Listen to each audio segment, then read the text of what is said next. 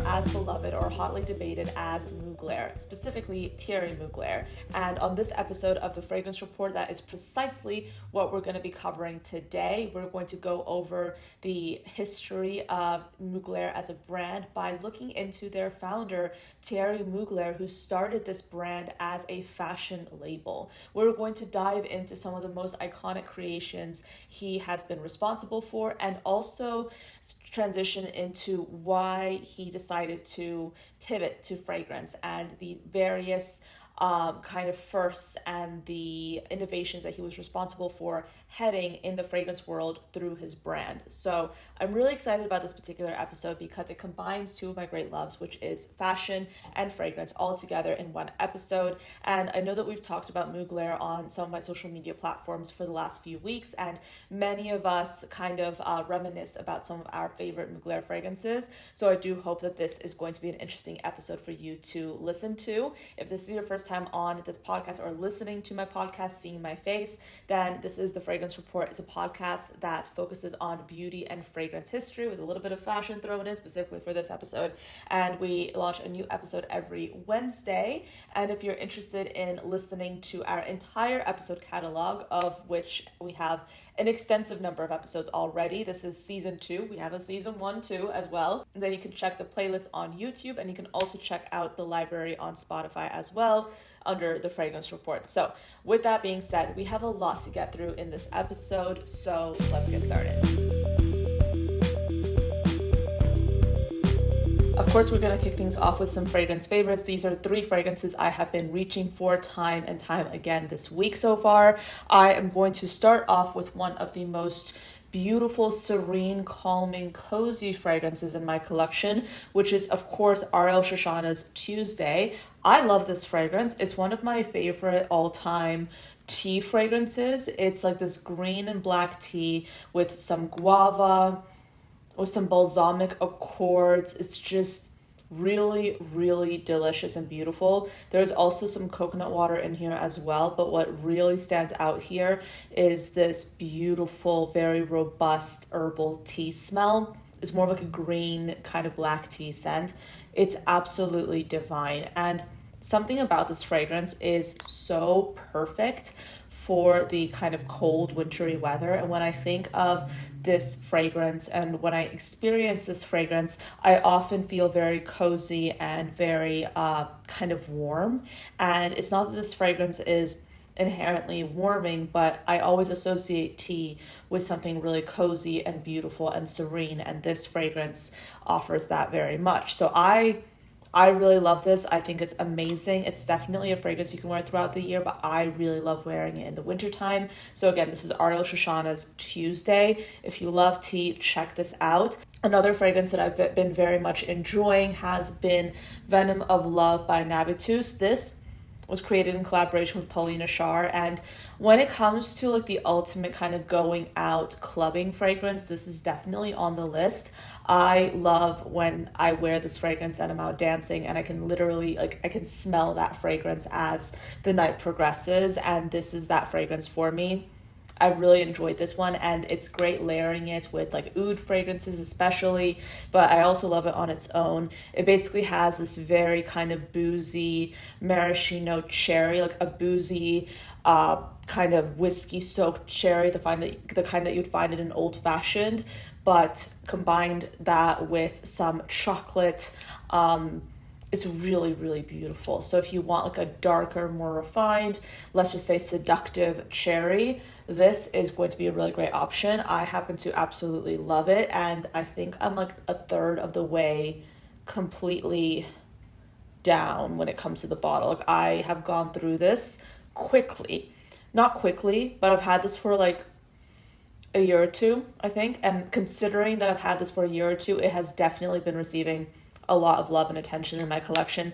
I love it. It's great to layer with. It's chef's kiss beautiful. Last but certainly not least, I have this fragrance right here. This is Viage by Pernoire. I love Pernoire as a fragrance brand. They have some truly stellar creations, and this is no exception. This is like a musky, slightly refined, beautiful, like refined, powdery, well blended fragrance, but it has some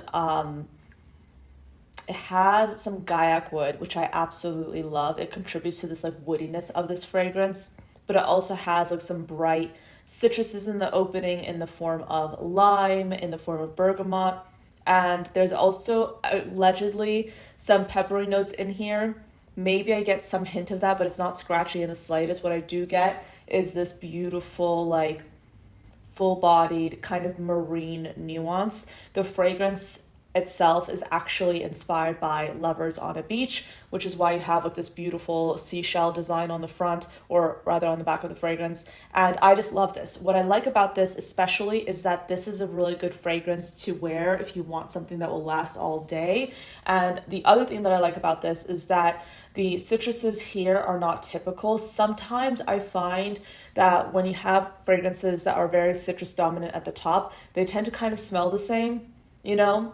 They kind of tend, and often in many cases, to smell kind of like your typical designer masculine scent, especially when you work with notes that are like maybe slightly marine, citrusy, woody. But this is completely different from any of that because it has like this very distinctive lime accord or lime note, which is very apparent and makes this fragrance quite unique in my opinion.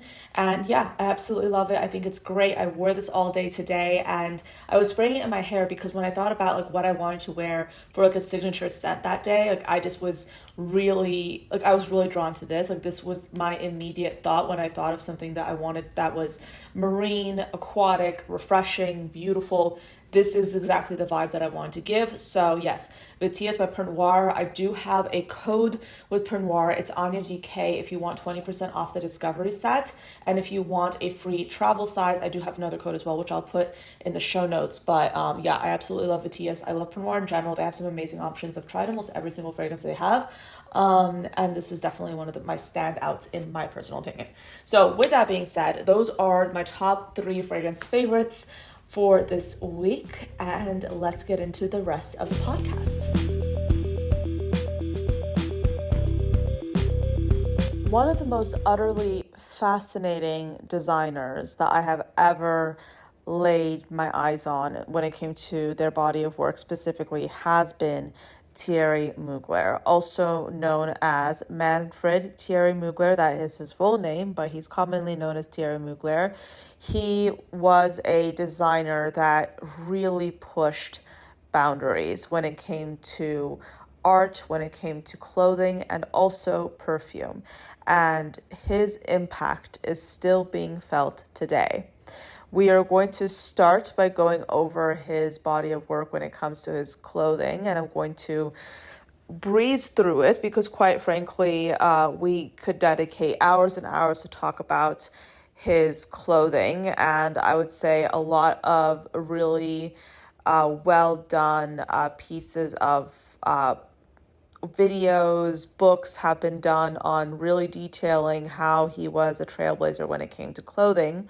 But I will say he was known for using metals. He was known for using materials such as rubber, which previously hadn't been associated with clothing as much.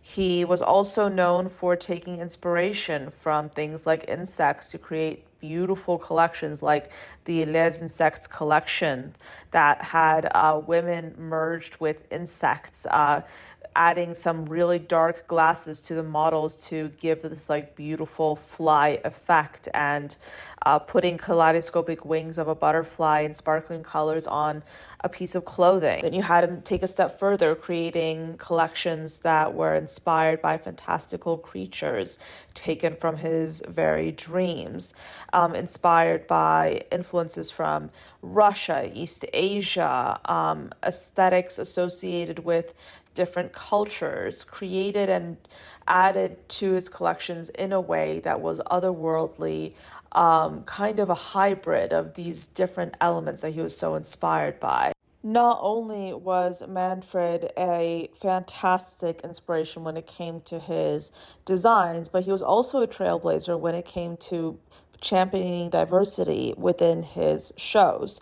He tackled racism, ageism by incorporating non-traditional models such as porn stars, transgender women, drag queens into his shows, which back when he started was an absolute, well, it wasn't something that was as accepted as it was nowadays. And he was an openly gay designer that loved creativity, loved showcasing himself through his collections, and he very much brought his sexuality into it in a way that paved the way for what we are able to enjoy nowadays when it comes to diversity in the fashion world.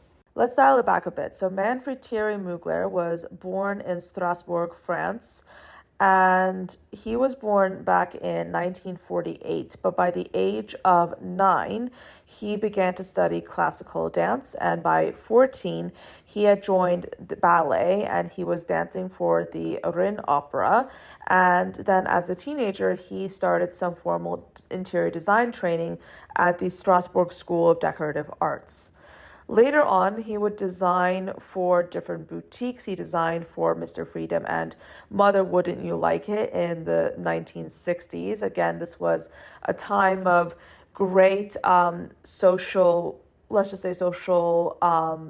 change and development in the 1960s, the swing 60s, especially in London. But then at the age of 24, he moved to Paris, and by the age of 26, he was designing for a variety of ready-to-wear fashion houses in Milan, Paris, London, and Barcelona. In 1973, he decides to create his own brand, and initially, his plan was to name the brand and his first collection Café de Paris. And this was something that was a little bit different because at the time, the idea of luxury was very much associated with naming your collections or naming your designs after your own name. So the fact that he was calling his collection Café de Paris was a little bit different, but he would soon change that, and a few years later, he decided to name his clothing line Thierry Mugler, which was, of course, his name.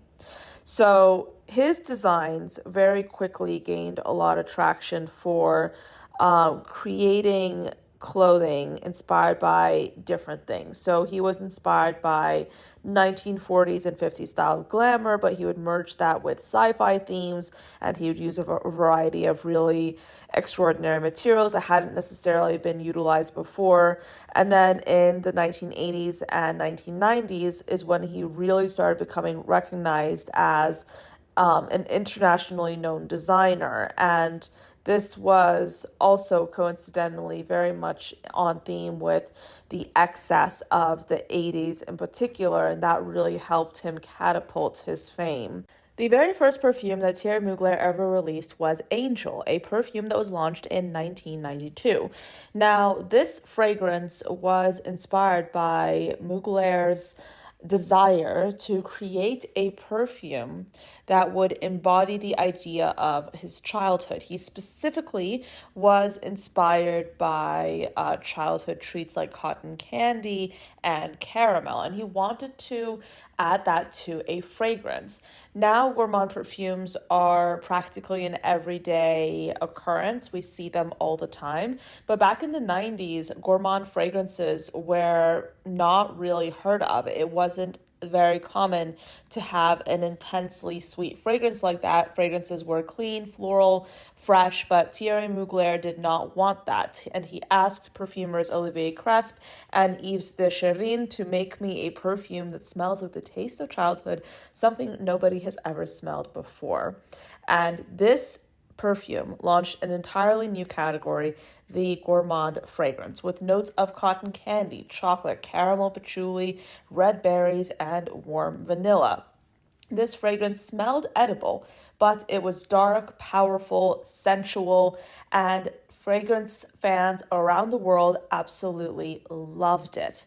And faces of the perfume ended up being Jerry Hall, Naomi Watts, Eva Mendes, Tony Garn, and Georgia May Jagger throughout the years. What's fascinating about this fragrance is that it was so versatile. It was worn by women from all walks of life.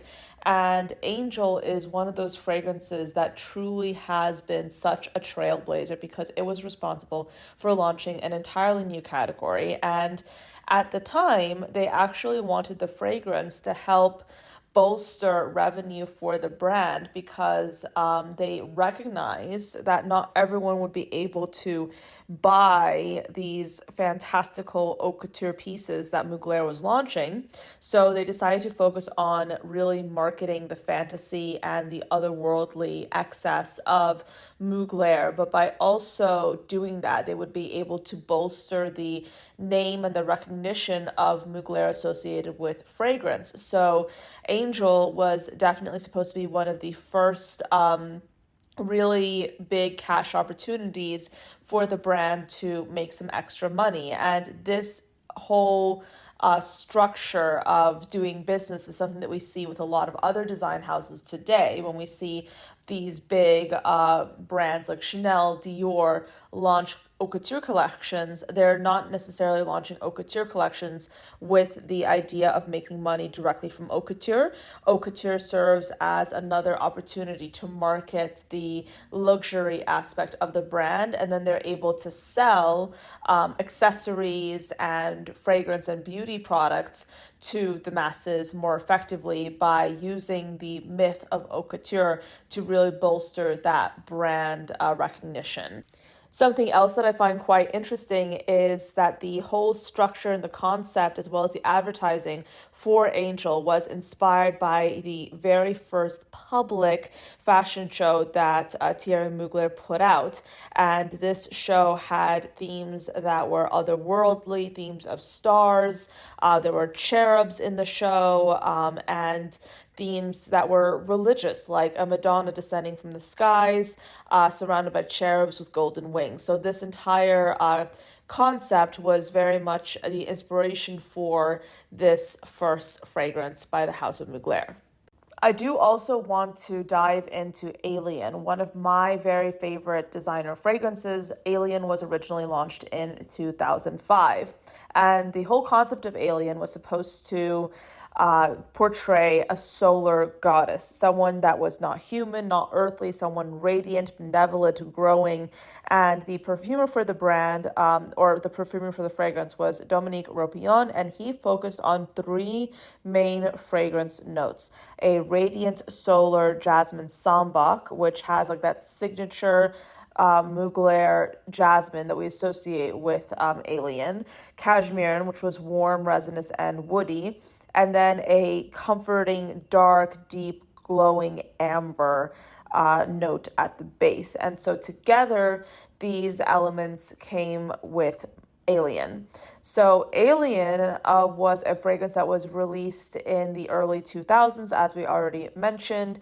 And during this time, futurisms and Y2K aesthetics were a big part of the zeitgeist. And the counter response to the sugary wave that Alien had created was, of course, to have something that was darker, ambery, sensual, floral, and Alien very much represented that. And it was supposed to be a fragrance to allow women to smell powerful and to smell a little bit, dare I say, domineering. So Alien was meant to be something different, and it was meant to be subversive. And I think that's why I may connect to this fragrance so much, because not only is it a beautiful fragrance in my eyes, it's also something that's completely a bit standoffish, a bit special, and I really do love this fragrance, and it is a fragrance that I hold very dear to my heart. Last but certainly not least, we have easily one of the most iconic Mugler fragrances of all time and one of my personal favorite fragrances, Aura, launched in 2017. And one could argue that Aura is perhaps one of Mugler's most misunderstood creations, because I think a lot of people find it to be a very polarizing fragrance, and to that I do agree somewhat. It is a standoffish fragrance, but it's a polarizing fragrance, and it's a beautiful fragrance in my personal opinion. And it's inspired by hybrid creatures and primal femininity. And Thierry Mugler specifically wanted to create a fragrance that was inspired by primal instinct, and he sought to combine animalic and botanical nuances, which is why you have this really kind of like intense, beautiful fragrance that has a lot of depth to it, but it also has a very clear kind of botanical inspiration. So it's based on three interconnected hearts. So you have the instinctive heart, which is represented by the note of Tiger Liana, which has been a recently discovered Chinese medicinal plant root, and it's a very complex, rare kind of fragrance note, and they really used it here as one of the hero notes. Then you have the botanical heart, which is represented by rhubarb leaf and orange blossom. And then you have the carnal heart, which is represented by bourbon vanilla pod and the note of wolfwood. So if you've ever smelled Aura, then you likely might remember it as smelling incredibly unique and very different. This is kind of a green vanilla fragrance that has been pushed to an almost animalic direction, but in a modern way, without incorporating the raw materials of like civet or like those like traditional animalic musks. It takes a completely different direction by incorporating botanical elements to echo that animalic twist. So by saying this, I think I can very much convey that this fragrance is altogether extremely unique. And the face of Mugler's Aura was model Xenia Katava, and she is a brunette model that has like these like emerald eyes that very much embody this otherworldly, beautiful nature of the fragrance itself. And unfortunately, Aura has been discontinued, which is to my great dismay because I absolutely love this fragrance. I have a bottle of Aura. I treasure it with my heart. I adore it. And I think Aura is quite possibly one of the most beautiful fragrances I've ever smelled. And it's also a fragrance that very much represents Mugler's affinity for juxtaposing different elements into one creative or into his creative work. So I think that's really fascinating. And I do think that Aura is a prime example of his genius and his creativity. By the 2000s, Manfred had taken a step back from participating in his brand, and there were a few other creative directors that came on to head the clothing portion or the fashion part of his brand, but he stayed on in some capacity as a creative voice for the brand, but started to work on other projects, working with celebrities such as Beyonce on clothing designs, working with Cirque du Soleil on some projects as well. So he was channeling his creative pursuits elsewhere, but he still did have a role within the company. In 2020, however, L'Oreal decided to acquire the brand, and they acquired everything. They acquired the fashion part of it. They acquired the fragrance division of Mugler. Everything that had to do with Mugler, they acquired. And it's around this time that we saw this retirement of the Thierry part of the Mugler brand, and instead we have what is now known as Mugler. So if you look at some older bottles, older boxes of Mugler fragrances, you will see that the label says Thierry Mugler, but nowadays, post 2020, post the acquisition with L'Oreal, it is now just Mugler.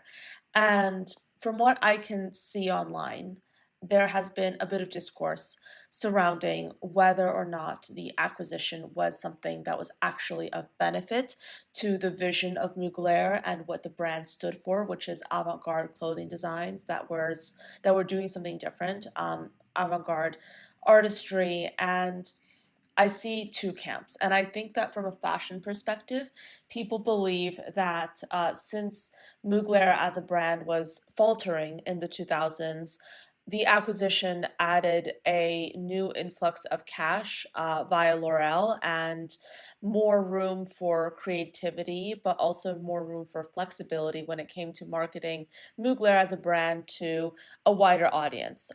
However, interestingly enough, from the fragrance side of things, fragrance lovers in general, and this is a vast generalization, so if you are the exception to this, I do apologize, but by and large, fragrance lovers do, in some ways, not regret because we didn't do it, but they look at the old Mugler, at the Thierry Mugler pre-2020 with a certain sense of nostalgia, and I'm definitely one of them. I never got a chance to really explore the original Mugler fragrances as much as I would have wanted to, and post-acquisition, post-2021, L'Oreal has made it very clear that they are trying to come out with fragrances that are more mass appealing, and that is completely fair. They are a revenue giant, they want to make more money, and having an avant-garde line of fragrances with notes that are not typically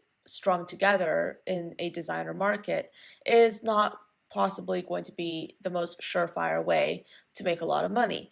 But if you're coming out with, light vanillas, light coconuts, if you're coming out with flankers that are designed to adhere to the trends, what's going on right now, without necessarily pushing the envelope too much, you're going to make a lot of money. That's what they're doing. Yeah, it's unfortunate for those of us who are lovers of artistry and experimentation, but I think it just goes to show that sometimes houses do evolve. But since we are talking about the man behind the vision, I think it's appropriate to note that on the 23rd of January of 2022, Manfred unfortunately did pass away at the age of 73 in his home just outside of Paris. It's one of those situations where you have this creative that poured his heart and his soul out into his work, and towards the end of his life, he became a little bit of a recluse. And I look at him as someone who I think is definitely one of the greats when it comes to fashion, when it comes to art, when it comes to creativity. And Thierry Mugler